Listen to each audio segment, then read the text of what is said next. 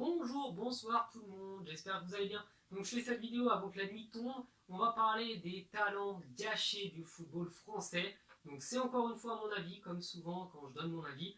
J'aurais pu me contenter de prendre des morceaux de match ou des buts qu'ils ont inscrits en mettant une bonne vieille musique électro bien pourrie et casser les oreilles. Mais ça m'intéresse pas. Moi ce qui m'intéresse c'est de vous expliquer pourquoi je trouve que ce sont des talents gâchés. Donc j'espère que la vidéo vous satisfera, vous plaira et que tout le monde sera plus ou moins d'accord avec moi parce que c'est toujours sympa de donner l'avis un petit peu général de tout le monde. On va commencer avec Boufal, du coup, qui pour moi est un talent gâché parce qu'il jouait à Lille, un club qui a quand même formé Eden Hazard, c'est pas rien, un joueur dont on promettait, dont on parlait et dont on disait qu'il serait justement la relève d'Eden Hazard, et malheureusement il est allé se perdre dans un club pas très prestigieux d'Angleterre. Donc pour moi, même si l'Angleterre ça reste quand même le meilleur championnat qui existe, c'est quand même dommage de voir des joueurs comme ça qui ne peuvent pas participer à la Coupe d'Europe ou à des grosses compétitions internationales, tout ça parce qu'ils ont préféré l'argent plutôt qu'un club qui leur proposait quelque chose d'intéressant. Donc je pense qu'il aurait pu jouer en Espagne, à Valence, peut-être à l'Atlético de Madrid, pourquoi pas. Après tout, en tant que doublure, il a largement le niveau technique pour être une doublure d'un joueur cadre là-bas. Et malheureusement, il n'a pas fait ce choix. Donc sa carrière n'est pas gâchée, pas totalement, mais il faut vraiment qu'il trouve un très bon club s'il veut percer au grand jour.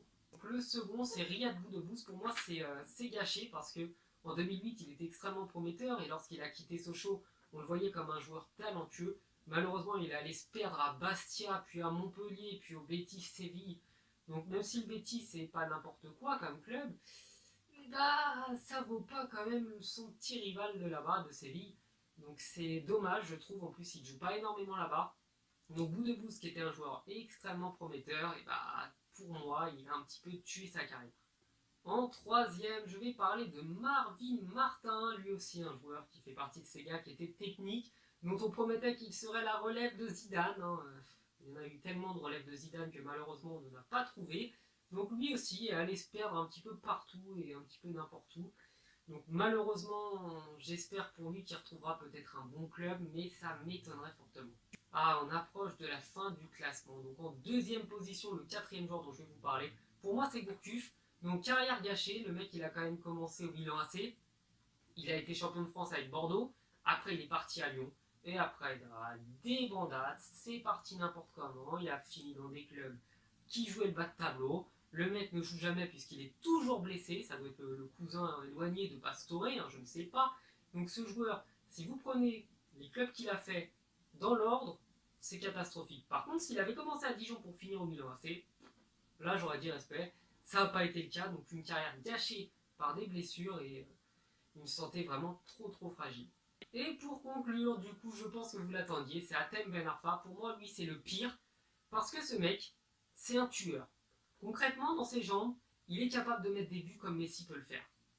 Il est capable de faire des choses que, on va dire, ils sont peut-être 3 à faire dans le monde. Et malheureusement, il lui manque ce qui manque à beaucoup de jeunes, c'est le mental.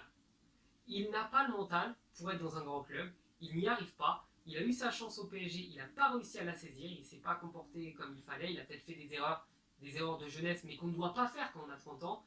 Donc malheureusement, il n'a pas assez de plomb dans le crâne pour moi, et c'est ce qui l'a empêché de devenir un des 10 meilleurs joueurs du monde, parce que honnêtement, je dis pas ça, je ne suis pas marseillais, je ne vais pas abuser non plus, mais concrètement, si vous regardez le talent de Ben Arfa, le talent pur, j'entends, il est du niveau d'Eden Hazard, il est dans ce niveau-là. Mais il n'a pas le mental pour le faire.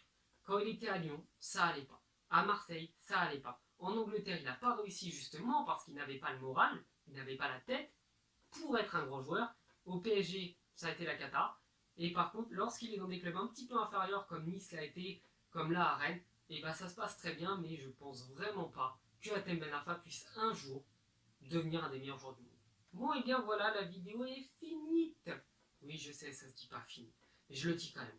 Bref, j'espère que ça vous aura plu, comme d'habitude, c'est vraiment pour que ça vous plaise que je l'ai fait. Vous pouvez me dire ce que vous voulez dans les commentaires, me parler de joueurs dont je n'ai pas parlé, des petites erreurs que j'aurais pu faire. N'hésitez pas à me suivre sur les réseaux sociaux, je réponds à tout le monde, je parle avec tout le monde. Et je vous dis à la prochaine, ciao.